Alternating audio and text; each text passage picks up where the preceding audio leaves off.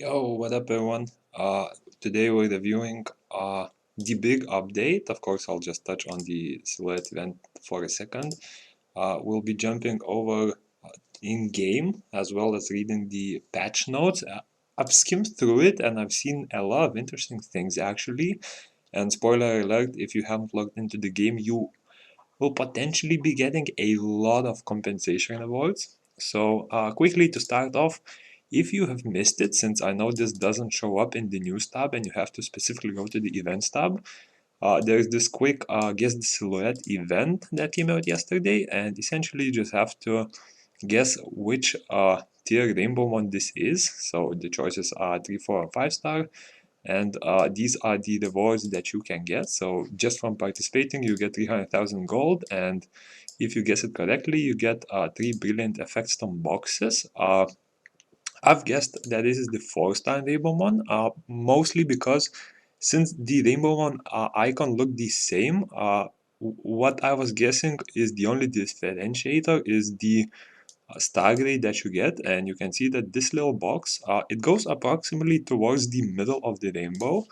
And if you check your monsters, so one that I can evolve, for example the 4-star one, as you can see the stars end up approximately towards the middle, while the 5-star goes closer towards the right side of the edge, and the nat 3 rainbow mon, let me find one real quick.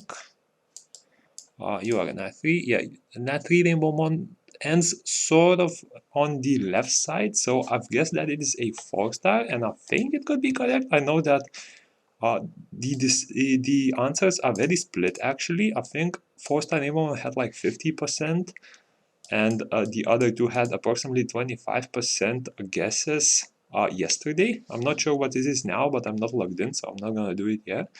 But yeah, if you do not know and do not feel like guessing, my guess was 4-star rainbow, so you can follow that. But yeah, enough of this. This is where the juice is, I think, for today. So yeah, the update notice. The update happened a few hours ago. There's a lot of stuff. So first of all, the main update as teased is the 5-star Dark Harp Magician, so Vivachel. She's already in game, I believe, so you can check her skills there. I'll quickly just read over them, but I won't focus on it too much. We'll look over her skills, but I'll do a follow-up video on whether it's worth building her and what you can use her later on.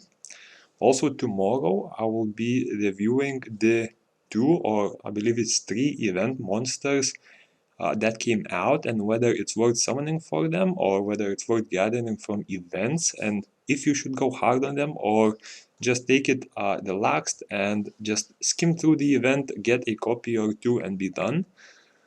Since I do own both of the units that are in the event, and for the summoning banner we'll also review the skills. I'm quite interested if he's good, as I haven't reviewed the skills of the banner unit yet.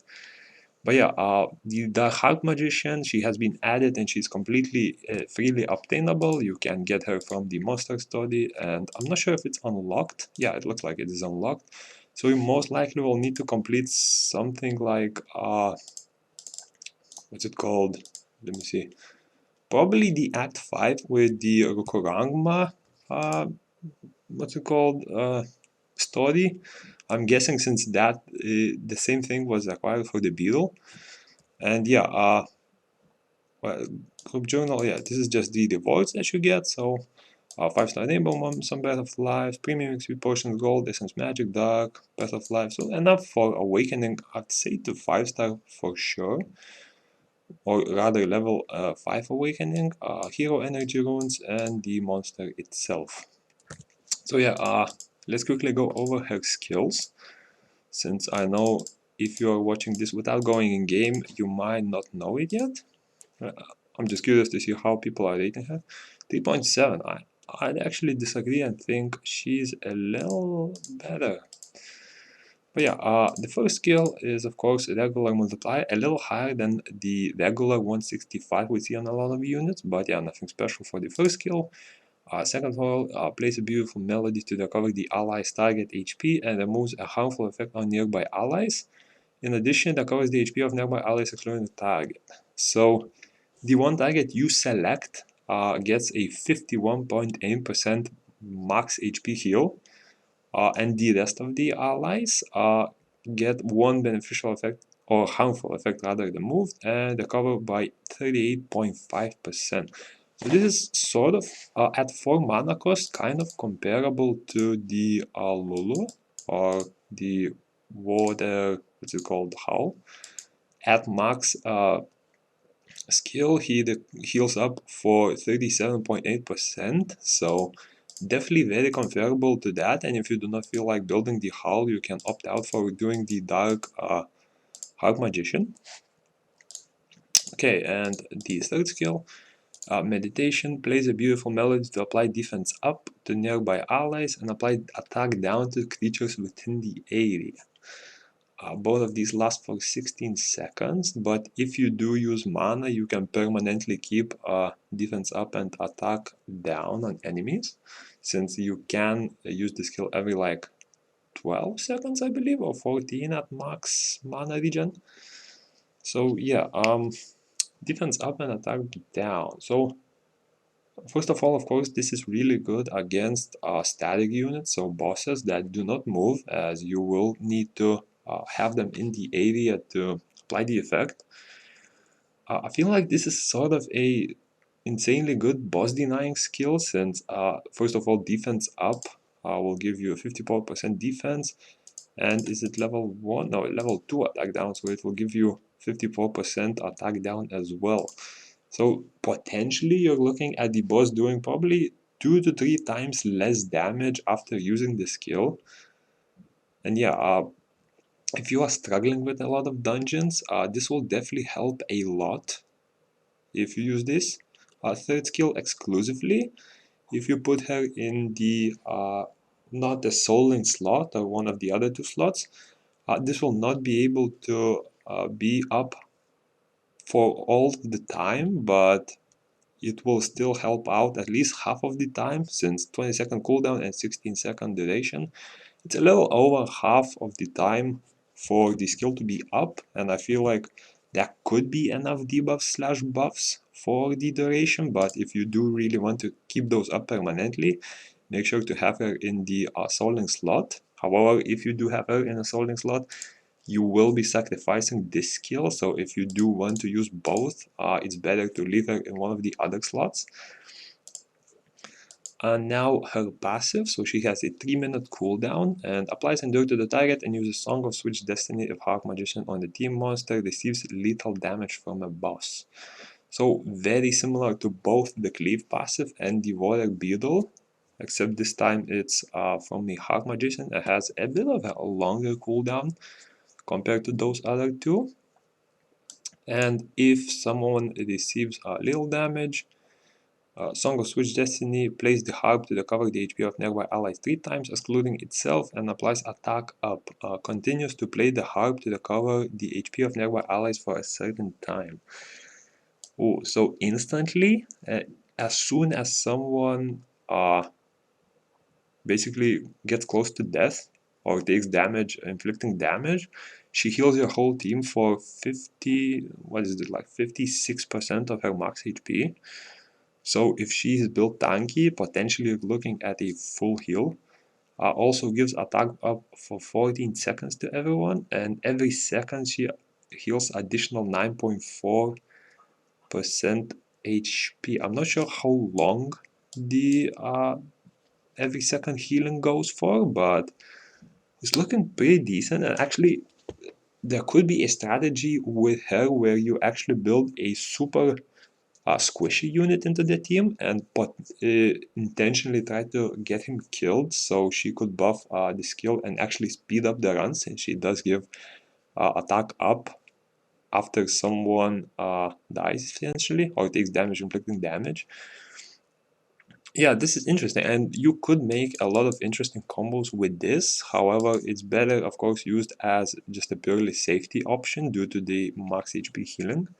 But yeah, very interesting. We'll have to test her out eventually.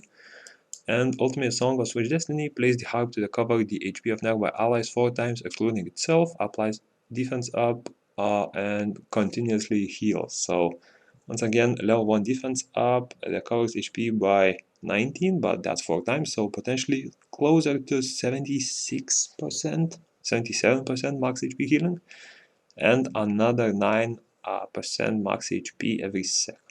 I'm not a big fan of her ultimate actually, so personally I would vote her to be placed into one of the other 2 slots rather than the Soling one, since I feel like both of her skills are useful, and if a monster has 2 useful skills, you generally want to place him in the other 2 slots rather than a Soul Link, as Soul Link is better reserved for monsters that only have 1 useful skill or boost cooldowns of the other 2 units like on Ami or Tian.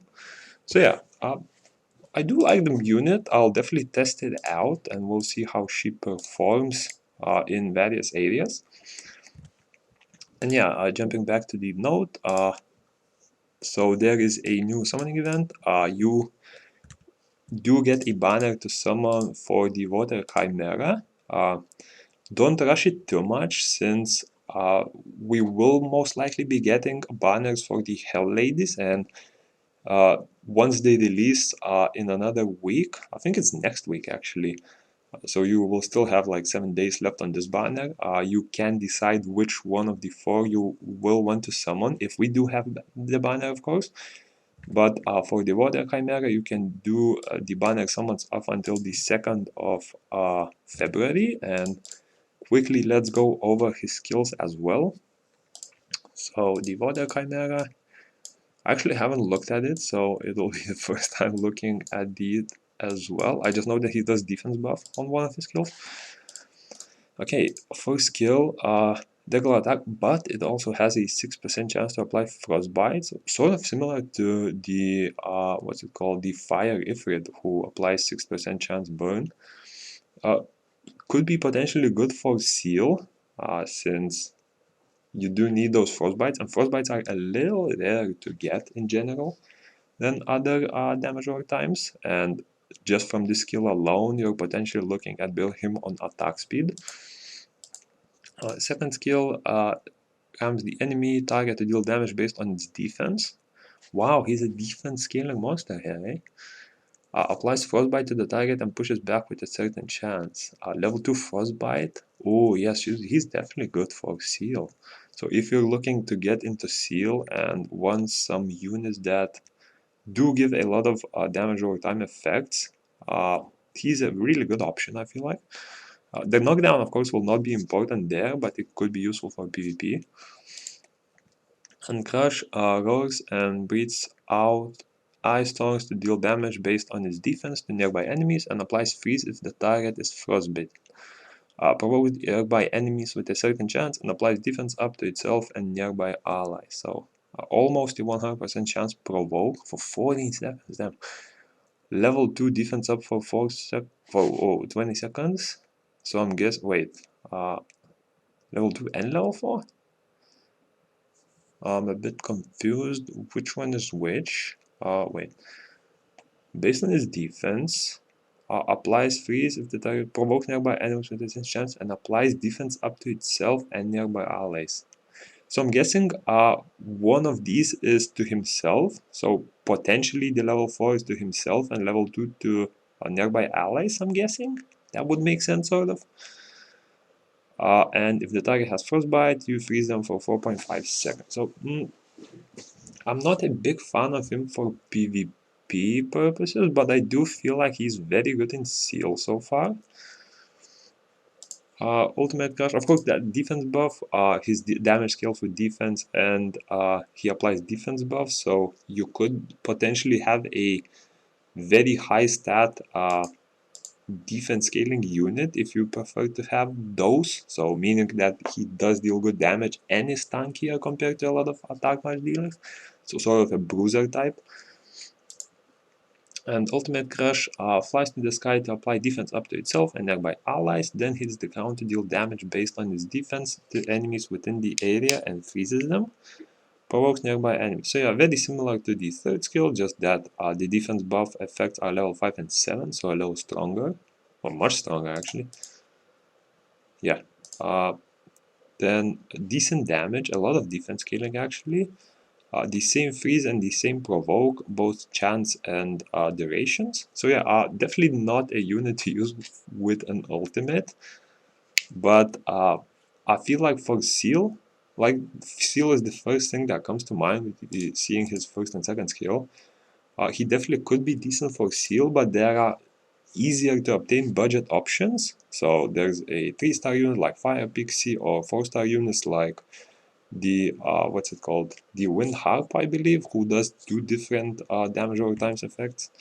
So whether you want to build those or go for the Vile Chimera is up to you. I'm not gonna advise it, since first of all, I haven't seen him used a lot, and I of course don't have him myself, and second of all, I'm not a big fan of his skills, but you might find them useful. So whether you want to summon is completely up to you. For me, I know that I will not be summoning him, as I do not want, first of all, a unit just for Seal, and second of all, I'm not a big fan of defense buff in this game in general, since I feel like things just happen so fast, and going with more serious attack damage dealers is better than just relying on the safety part of the game. So yeah, whether you want to summon, up to you. I myself am not gonna summon it. Okay, and now transmogrifications. Raven's Rabbit Butler. Okay, so we can go over in game, I think, to see transmogrifications. Should be, is it here? No, it's not. Transmogrification, there we go. So yeah, we're getting Raven transmogs. The fire one is of course the free one everyone will have. Oh, can't scroll up. Interesting. I mean, it looks interesting. Is that like a sword? What is that? What is? Oh, that's his like main daggers, right? Oh yeah, there's one dagger here. Oh, one dagger here, one dagger here. I'm not sure about the habit part. Like, remove the ears and he looks kind of sick, but I mean, I'm not gonna question it. Maybe that was a good idea to someone. Maybe someone will like it. I'm not a big fan of the transmog, especially because of the bunny ears. I feel like they're a bit out of. Oh, I thought he had like shoes with bunnies as well, but that just looks like regular bunnies. I mean, if he had slippers that look like bunnies, I would buy it, honestly. New outfit and ride. So there is the, what's it called? Hanbok. I think that's another sort of outfit from one of the Asian countries, I believe. We had those similar ones from before. I know someone in the comment pointed out the last one. I'm not too big on the Asian culture, so I'm not sure exactly the theme here, but it looks like some sort of an Asian sort of traditional outfit. Yeah, there's the Orbi, I believe. And here's the cliff. What is that? So, like, he just took part of a ball and just has it flying over him. What a cute bunny. Yeah, pretty cool. And after that, there's some balancing changes. So it's only attacking cleaves, so damage dealt to provoke targets. I feel like these buffs, both this and this, will not affect it much, since you rarely actually provoke, and you might need to do some different units, and the damage you get from provoke is not too big, since cleave is not the main damage source for most of the time. It's more of a tank to absorb the damage. So yeah, 15% more damage to provoke targets. And there is another skill, I believe this is from the skill tree. Where is it? One of these, I believe. I have like damage to provoked enemies, I think. Yeah, if the target is provoked, damage up. It could be this, is it not? Yeah, confrontation passive. So basically you just do 50% increased damage to provoked enemies. Previously it was damage taken down 10%, but now on top of that you are getting more damage dealt as well. And double attack, just changing up the scaling. I'm not sure about this changed, Wait, why does it say changed? Wait, double. Nah, I have to check in game because this is just confusing at this point. Double attack is this, right? So his scaling was higher on defense previously. Yeah, so now they changed it from 80 attack, 120 defense, and they flipped the scalings to 120 attack and 80 defense. I'm not sure why, since Cleave is a defense scaling unit and they're looking like they're diverting it. Yeah, I'm not sure about why that was done, but yeah, Cleave will now do a little more damage with that skill if he's built on attack rather than defense. I'm confused about the change, but let it be. New improvement changes. Sparks of Ascension has been expanded from 100 to 120 and attribute towers to 90. I'll quickly jump over to see what the rewards are actually. I haven't done it myself, of course. Like at 60 or something.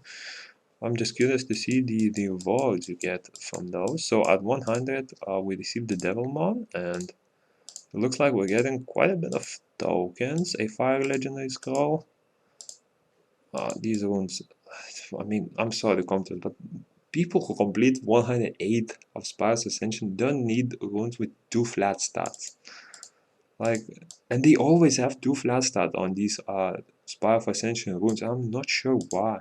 They always have the 25 attack or defense and 382 HP, and like no one's gonna build that.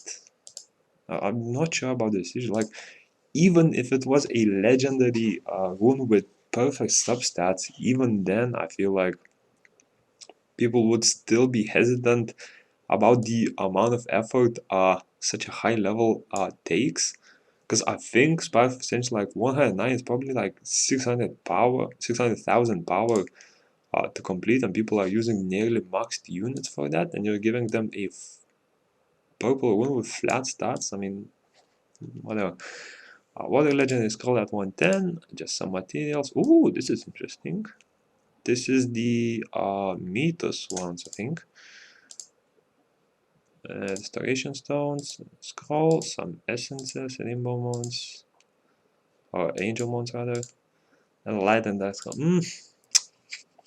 For the amount of effort it takes, I feel like the rewards are a bit underwhelming. Now let's see the increased rewards here. So at 70 we had the fire scroll. See, again, with 2 flat stars, like no one is gonna use runes like that. There's also only one guy who completed it. That's impressive. 50 essences. This reward is a joke. You literally just get it from one of the bosses. 10,000 sky stones, angel mons. No, another flat runes with 2. Bro, like, these are sad. At least make them all percentages. And the percentages you add also are like accuracy and evasion. See, this is where the rewards are getting good. This is a little more expensive to craft, and I do like the reward here. Fog memory, I think that is from the foggy prison. Doubt anyone will use this either. 30 a hill order, some gold, angel mons, fire skull. Yeah, not a big fan of the rewards. The 84 was very nice. I think this is by far the best reward and probably better than all of the 20 others combined, actually. So yeah, pretty interesting. Power of Ascensions will unlock even stronger. So I think this means just expanded the, what's it called, the trees to go even further. I'm guessing there was a limit. Of course, I didn't hit it since I haven't completed the Ascension myself. Ascension shop, there will be research log. I think those are for the skill pieces, so cost 5,000 3 times per week. Let's see the shop.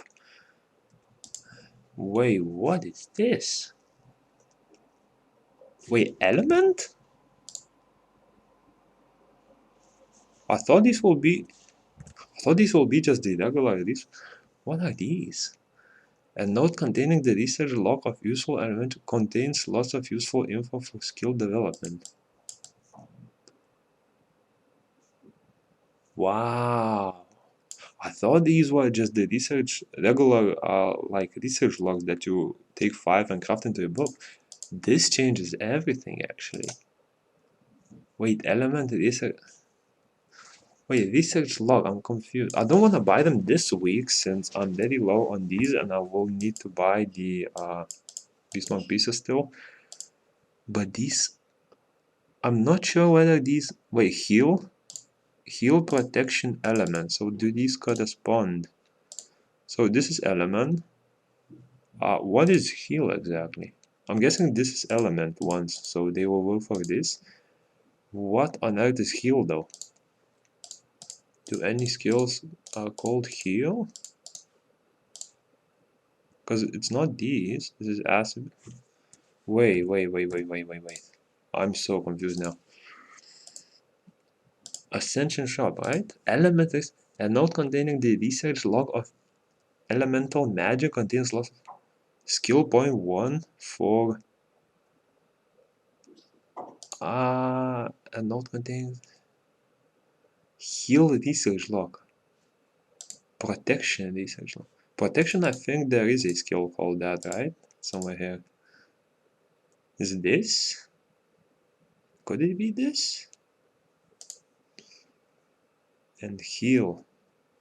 I mean, if someone in the comments knows, please comment on if you have purchased that item, what exactly does it skill up, since apart from the elemental one, I'm a bit confused what they are used for. So yeah, it'll be super useful if you could comment, and I'll make sure to pin your comment if you do provide the information for others to know.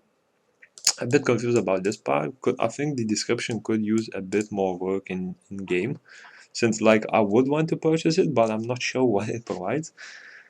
Yeah, collection challenges, of course, they reset. I've checked the rewards, they're pretty similar to the last season. So equipment challenge, you will need some 5-star weapons, it seems.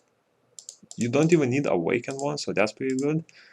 There's a lot of scrolls here. I think, yeah, 22 scrolls in total, and you'll need to deliver just a few pieces. It looks like pretty easy since, I mean, 5.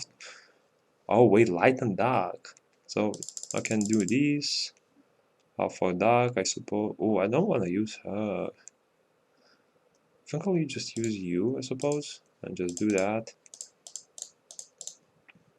Yeah. 3-star pieces, light and dark. So if you haven't built rather any units, try to use pieces that you have over 100 of, as this means that you can still skill up a unit to awakening level 15 and not worry about it too much.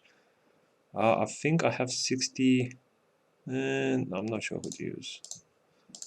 I'm not a fan of him, so I'll use those. And yeah, 1-star light and dark, this is just anything, honestly, you will have plenty of these. And yeah, easy 22 mystical scrolls. Rune challenge, so 5-star 4 rare and hero runes. I think the hero you can get from the dungeons. These you might need to do scenario for. Hero Swift +3, you need to power them up, but shouldn't be an issue either. These are, yeah, hero, and hero. All of these are easily obtainable from Path of Growth. And the cooking challenge, chamomile tea and some potions, peach bagels, herb toast. Looks like you will need to do some cooking actually in this case, not just deliver the regular materials. But yeah, it shouldn't be too hard, and the reward is your devilmon. Now going over to the arena. Challenge arena opponents will now be selected from a slightly wider grain range. So this means that the listings here, so previously say it was 2.5k to 3.8k, and now it's 2.5k to 3.9k. I mean, there is a slight difference, so hard to say. Maybe it's more effective for lower rank people, since I'm not high, but I'm quite higher than a lot of the other people. And I know that the arena usually starts at like 1,000 or something. So while you're still at that rank, you will most likely be pulling more people from it. More brawl seals will be obtained from brawl arena defeats. That's pretty nice, since in a perfect situation, unless you are like the top 2-3 people, you will be winning and losing around 50% of your games each. So that does add up to the brawl seal, and since brawl outfits are quite expensive, it should help obtaining them quicker. Ranking points lost for losing in silver gold rank in the brawl arena will be slightly increased. I think they were already pretty low, so that's a decent change and will allow the overall brawl arena rankings to go up. Arena the Board Season 4. Okay. I don't think these are too much different, really. I'm not gonna cover them too much, as I feel like these are mostly referring to the new tiles, and I think the regular rewards are pretty similar, so you can quickly skim over those if you feel like it. I'm not gonna cover them too much. And the hero area, all elite creatures in the hero area will appear simultaneously. That's pretty cool. So you can plan your raids around these times, basically. And wait, so all boss creatures in the... Does that mean they will no longer spawn outside of these times, though? I'll have to test it out, since I know I've done a few of them earlier, so I'll make sure to check that. But I'm really worried if they remove the regular spawns and just left it at one certain time, meaning that if you do not play during this time, you basically have no way of ever getting the boss. And I'm hoping this is just the additional time on top of the regular spawns. So if it's additional, this is a very nice change. It allows you to plan group battles easier. But if it's a change where they only spawn during this time, I'm very worried about it. Okay, and the party dungeon, of course, Naraka is being changed to 3 times a week, just like with any other dungeons so far. Guaranteed 5-star for Awakening Legend equipment can be obtained. Various more materials, of course, increased. Naraka fireballs will be less clustered. This could be big, since I know sometimes when he shoots his fireballs, and they could end up on one of the platforms, and basically it doesn't allow rather a person to defend one of the altars normally, since you either have to stand in the altar or go way outside it, as you will be standing in fire. So hopefully this helps fix that a little bit. And the boss's ultimate gauge increase condition will be slightly lower. I don't think this matters. If you are reaching the point where the boss gets his ultimate, you pretty much lost the run already, so this shouldn't matter too much. Monster, the number of materials required to awaken 3-star, 4-star monsters will be reduced. Oh, I'm actually gonna check that right now. I'm kinda curious. Okay, 4-star. How... Wait, do you not need to do level... Wait, level 10 awakening doesn't acquire monster pieces? Wait.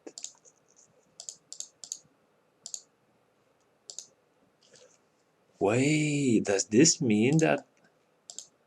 Oh, it acquires for Nat 5s. Interesting, so you no longer need to do any dupes for it? I'm seeing 14, 15, you do not need it. Oh, you need for 4-star.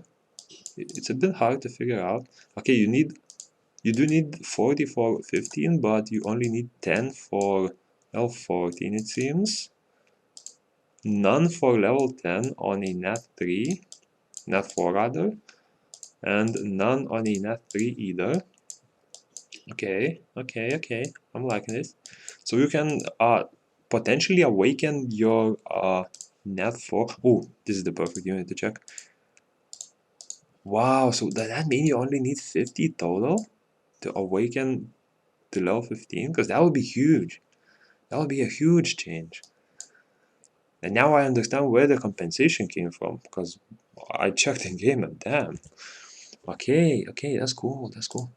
4-star devilmon that can enhance skills will be added. Yes, finally. Because some units you can skill up pretty easily, but others, oh, they are difficult. If you do not get dupes, they could be difficult.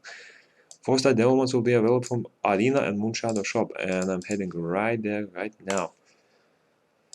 So in the Arena shop, 4-star devilmon costs 50 3 times per week insta buy, yes. And Moonshadow shop, 4-star devilmon, anyone, so guards, meaning anyone can purchase it, 6 seals and insta buy that. Lovely. Amazing chase contest. This one I approve. 4-star devilmon cannot be used in hands of any other. Yep. Devilmon can no longer be used on 1 to 3-star monsters. That's a cool quality of life change, I believe, just in case you just. And restoration stone 2 times will be distributed as compensation. Okay. And compensation will be stocked 7 days. Okay, speaking of compensation, I think this is all related to Awakening, but I entered my inbox and look at the amount of compensations I got. 12,000 Breath of Lives, some essences, right? 11 Devilmons for 4-star units. 4.5 million gold. And 225 dark essences. So I think... Actually, I'm not even sure where the Devilmon came from. Does that mean the skills require less what they called? No, they just still acquire 10 skill points. So I'm not sure where the Devilmon came from. The other materials I understand, since the awakening costs have been lowered. I'm so confused about Devilmon, but hey, a welcome change, I say. Okay, others. Oh, what is this? Weekly secret dungeons probably changed from 5 to 10 times. Does that mean they added instantly 5 extra to the people? Yep. So now you can get 1,200 butterflies instead of 600. Starfish and Lucky Hammer will be added to the exchange list. I'm gonna check that real quick, see the what they're called. Wait, what's the NPC called? I know. Event coins, yeah. Some events have very horrible rates, so I think these ones should be pretty decent. Let's quickly go over that. So the hammers will be 2,000 gold each, so pretty nice. 20,000 here, and starfish also 2,000 each. So that's some extra gold if you have some. The new event, oh, this is the big part of the update as well. The hidden treasure trove. So basically, you can obtain the wind occult girl and the water hug. I know the water hug is used in seal for the provoke strategy, where one of the players provokes the boss and keeps running around, while the other people keep hitting him with damage over time. So this is a good unit to get for sure. The wind occult girl, I'm not sure. I will do a separate video tomorrow discussing both the Water Chimera and the Wind Occult and whether they are worth investing your scrolls and various ways to complete the event into. I do have the Wind Occult Girl, but I haven't used her much, so I think it will be a good chance to actually maybe even build her up, or at least just go deeper into her skills. I'm not sure where she is. Where is my... oh, she is... yeah, so I have her 6-star level 60. I think I tried using her in the beginning as I got her pretty early, but I haven't gone too much into using her as I didn't have skill ups. So I'll definitely make sure to review her more in depth tomorrow. But yeah, you have 2 weeks to complete the event. And make sure to get as many if you feel like you do want these units. If you do not, you can wait for tomorrow's video for my opinion on whether they are worth investing a lot of resources into. This is, of course, the lucky pouch is just the materials for opening these, so I'm not gonna cover this too much. Conquer the Spire of Ascension, some additional awards. Again, besides the Legendary Scroll, these awards for the amount of effort it takes are a joke, but we'll leave it at that. Conquer the Attribute Dungeons, just like the previous one, apart from the Legendary Scroll, these awards are a joke either. Incoming Guild quest. So this is... do we still get the Devilmon from this? because this is pretty similar to the previous ones. Yeah, we do still get a extra devilmon at the end, so make sure to complete your guild quests. Yeah, and the event lasts for a week, so don't get tricked by the 12-day mark here. It only lasts a week, so you do need to do a lot of guild quests every day. And a lot of these are some bug fixes, fixed issues, events ending, of course, not relevant anymore since the events already ended, and some packages are done. So yeah, I hope you enjoyed the cover of the events and the update notices. Tomorrow I'll be making a vid on both the Wind Occult Girl, the Water Chimera, and maybe I'll touch on the Water Hark as well, since she's a drop from the event. Mostly looking at over their skills, whether they're worth summoning, worth going for, and where they can be used more in depth. So yeah, hope you enjoyed, and peace.